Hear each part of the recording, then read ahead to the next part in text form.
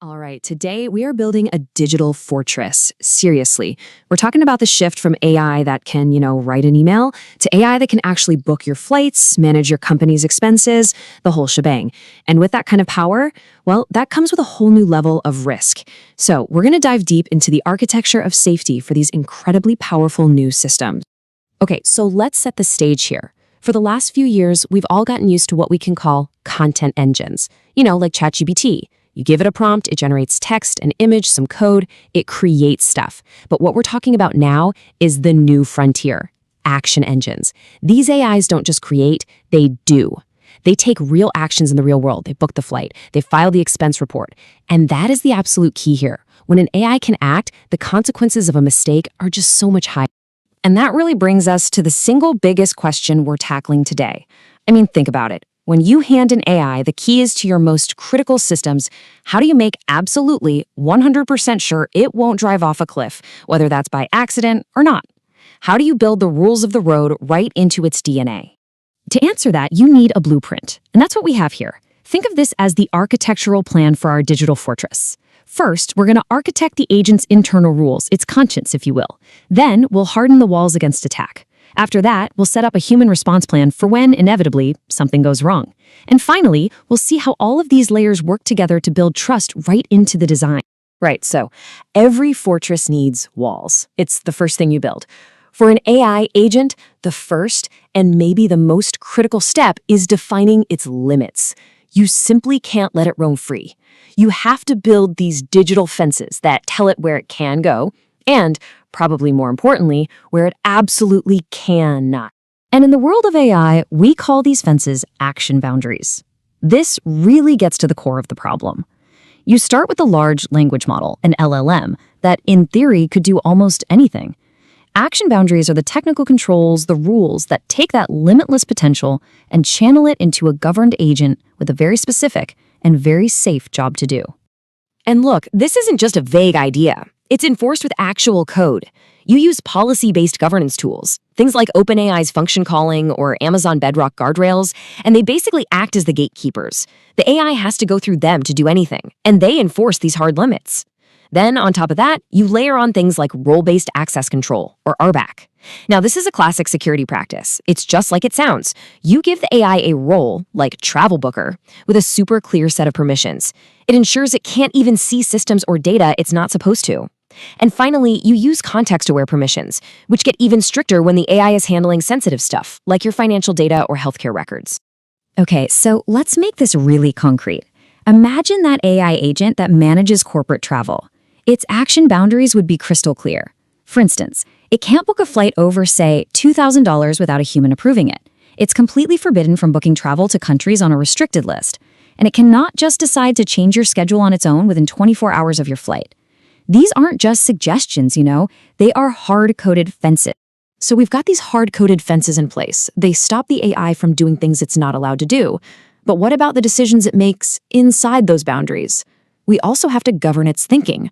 See, it's not enough to just limit its actions. We have to actually verify its reasoning before it even proposes what to do next. And the key technology to do that is called Neural-Symbolic reasoning. Okay, let's break that down. The neural part, well, that's the creative, flexible, pattern-matching intelligence of a modern AI. The symbolic part, that's more like old-school, rules-based AI. Think pure, unbendable, mathematical logic. The real breakthrough here is combining them. Because neural systems on their own can be a bit unpredictable, but symbolic systems are way too rigid. This hybrid approach really gives you the best of both worlds. An AI that can creatively solve a problem, but is forced to obey a strict set of logical rules while it does it. This is where a process called constraint satisfaction comes into play. And this is so powerful. It's a technique where the AI doesn't just find an answer. It has to mathematically prove that its proposed plan satisfies all the rules and constraints we gave it. So for our travel agent, it doesn't just find a flight, it proves the flight is under the $500 budget. For more complicated stuff, it uses logical verification against every single operational constraint. And for the really high-stakes decisions, it requires multi-step validation, which almost always means a human has to sign off before anything happens. And this diagram just lays out the whole flow perfectly. Take a look. An autonomous action like booking has to first pass through those safety controls. You see that policy compliance box? That's a symbolic rule, a hard constraint. The agent's plan is checked against it, then it's monitored, and only then, after passing through all these gates, does it get to a human checkpoint for those high-value approvals. The logic gets verified every single step of the way. Okay, so our agent is built with strong walls and a logical mind. But now we have to defend it. The fortress is built, sure, but you better believe it's going to be attacked by bad actors trying to find a crack in the walls. So our first line of defense is totally proactive. It's called adversarial training. And what this means is that we basically hire our own team of ethical hackers to attack our AI before it's ever released to the public. We throw everything we can think of at it: malicious prompts, clever tricks, so-called jailbreak attempts, all to teach the model how to recognize and shut down these kinds of attacks in the wild. It's like a boot camp for digital self-defense. Just picture this. A high-contrast neon UI pops up. You see these malicious red prompts flying in. Things like jailbreak, confirm booking, ignore limits. But just as they're about to hit, they get deflected by this shimmering blue shield that says, Guardrail enforced. A log scrolls by like crazy. Attempt detected. Action blocked. Rule financial limit exceeded. This is literally the AI learning in real time how to defend itself. But look, you can't possibly prepare for every kind of attack. That's why you need a reactive defense layer too, and that's anomaly detection. These are algorithms that are just constantly watching the agent's behavior. If it suddenly gets a bizarre command, or it tries to perform a sequence of actions that makes zero sense, the system flags it instantly and calls for a human to jump in and take a look. It is the digital alarm system for our fortress.